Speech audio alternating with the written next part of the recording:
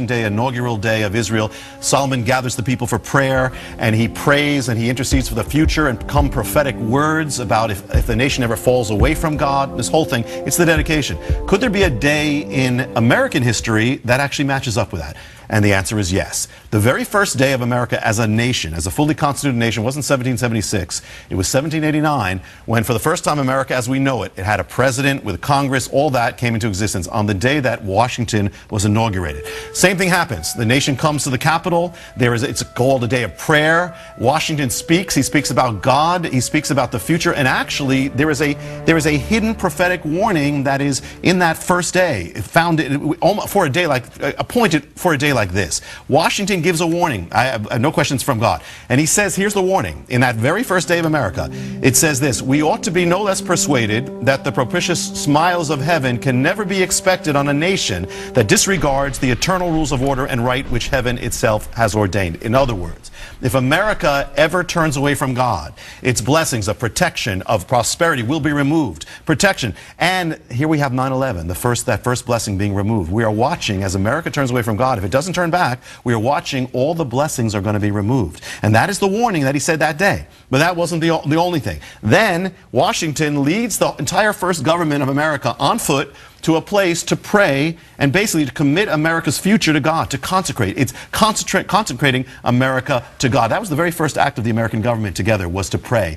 And so he does it. They pray in a little stone chapel, and they consecrate it all to God. Now, here's the principle. Now, where is this stone chapel? Well, we just put in the principle here. And the principle is that when Solomon dedicated Israel, it was on the Temple Mount. When judgment came, it came to the Temple Mount, because the principle is judgment returns to the ground of consecration. So where is that ground of consecration? It was the nation's capital, not Washington. It was New York City. And it was lower New York City. Where was it? America was consecrated to God at the corner of Ground Zero. And in fact, not even just that, that church owned the land of Ground Zero. Ground Zero is the consecration ground of America. Judgment returns to the ground of consecration. And so God is calling back a nation. It's all about that. Amazing, when this thing happened, not only that, there was one building, only one building that was protected from all these things. All the other buildings around Ground Zero were destroyed in some way or finished or so. One building was protected, which it was the little stone chapel of St. Paul's, the ground of America's consecration to God. And why was it protected? They said it was the sycamore that was struck down actually protected the place. So actually the harbingers are actually meant, it was a harbinger. The harbinger we spoke about was the sycamore, sign of judgment, but it actually saved it. So the harbingers are actually to call the nation back and save it, which also tells us that it's the two of the harbingers, the sycamore tree we spoke about and the Erez tree, the signs of judgment, happened on America's consecration ground. That's all where it happened. God is calling the nation back. But yet that little chapel was spared. Totally. I understand some U.S.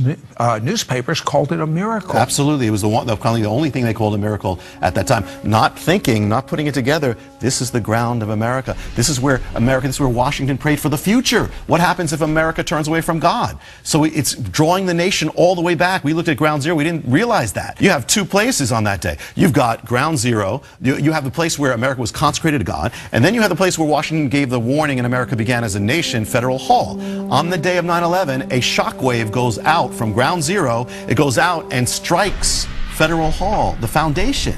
And it cracks the foundation. Like a symbol, the foundation is cracked. The foundation actually cracked? It was actually cracked. The foundation of America's foundation was actually cracked on 9/11 by the shockwave. And here we bring it home, and there's so much we can't do, but this is the point here, is that Solomon prayed. He said, basically, what happens, Lord, if the nation turns away from you?